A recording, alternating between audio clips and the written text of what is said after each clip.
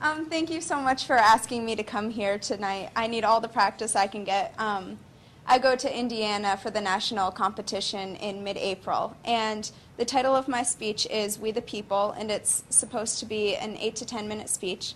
So thank you again. Okay. When our founding fathers convened in the blistering hot weather in the Philadelphia courthouse during the summer of 1787, they did not intend to create a new government. They simply intended to amend the Articles of Confederation, the existing law of the land, which did not give enough power to the federal government to maintain the people. They did not plan on creating a document that would be revered in the highest esteem, even 222 years later. In fact, many of the delegates who were invited to join this convention refused, such as those from Rhode Island, who would not participate in what they saw as a conspiracy to overthrow the existing government. Now, in creating this document, many wealthy, educated men were likely concerned about protecting the power of their class, the wealthy planters and merchants. But our founding fathers made this a living document, which has allowed for us to overcome numerous obstacles.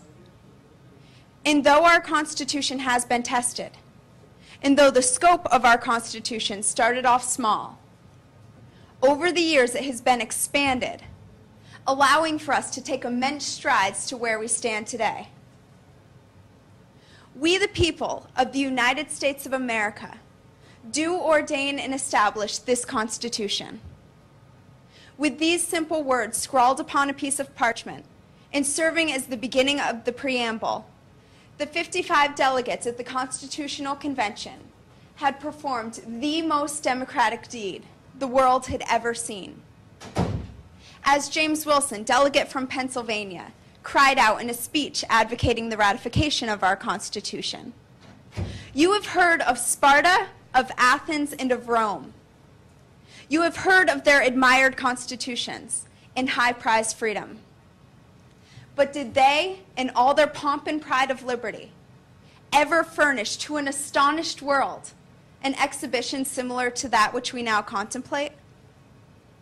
But wait a minute. Let us take a moment to reconsider the beginning of our preamble. Who were we the people? Now, the 55 delegates present at the signing of the Constitution certainly did not represent we the people. James Madison from Virginia grew up as a slave owner on a prosperous tobacco plantation. He is known as the first graduate of Princeton University. Charles Pinckney, a governor of South Carolina. He was the son of a wealthy planter and received formal education his entire childhood, which was very rare at the time. John Dickinson, one of the wealthiest men in Delaware. He was privately tutored growing up until he was passed on to study law in Philadelphia and then London. All of these delegates were wealthy. All of them were educated.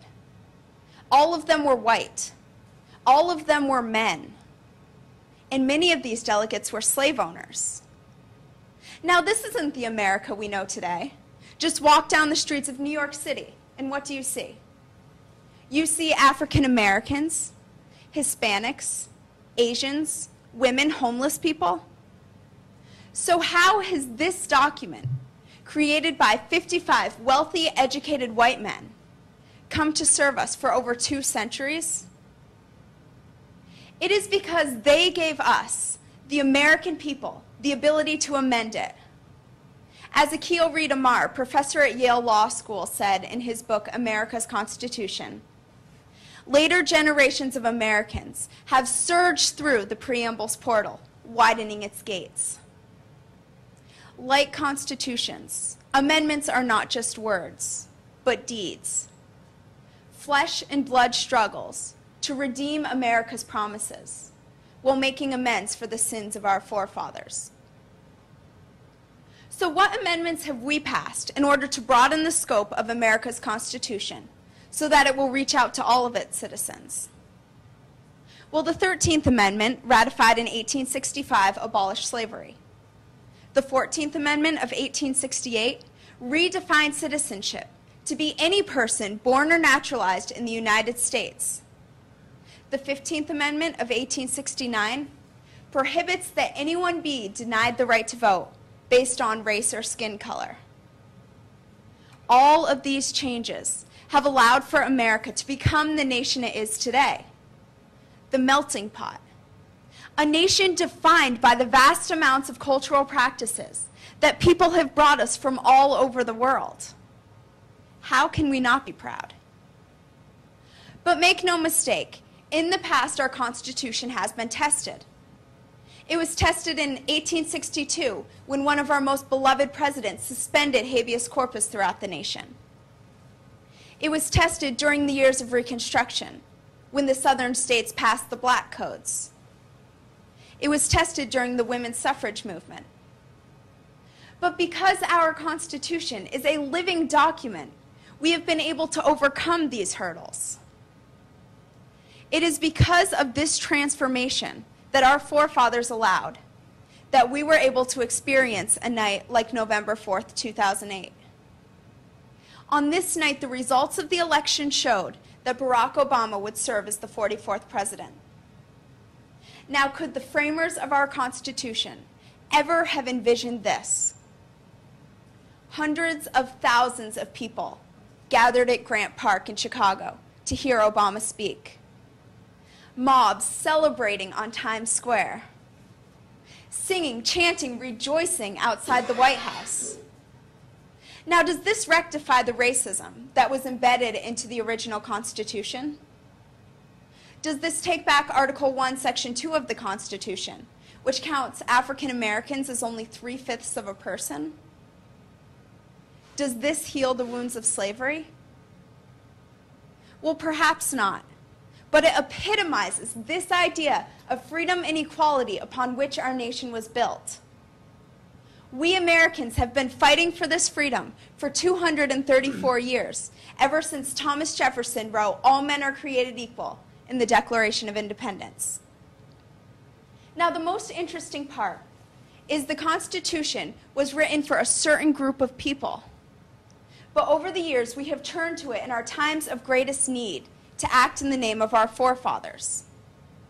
It is this very document which has allowed for us to unite as a nation and get past this race issue. The delegates knew they had created something great, but they could not possibly have seen the full power of the Constitution and having it only relate to the wealthy planters. And they could not imagine how it would flourish once its scope was broadened. And yet, even as our Constitution has flourished, it continues to be tested to this day. It is tested in our questions of stem cells and abortions and gay rights. It is tested in this war on terror.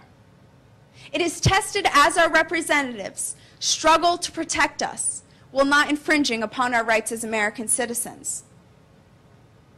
But our Constitution will prevail because of the will of the American people, who will give their lives to uphold it and ensure that this sovereignty created by our forefathers will persevere.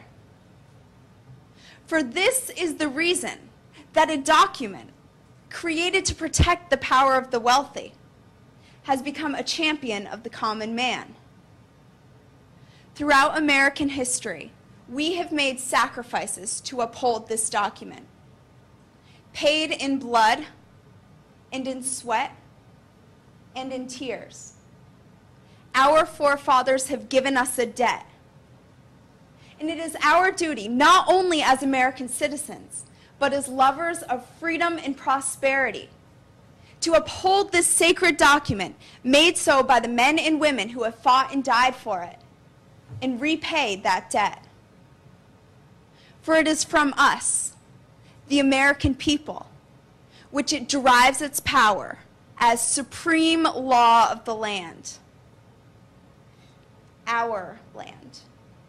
Thank you.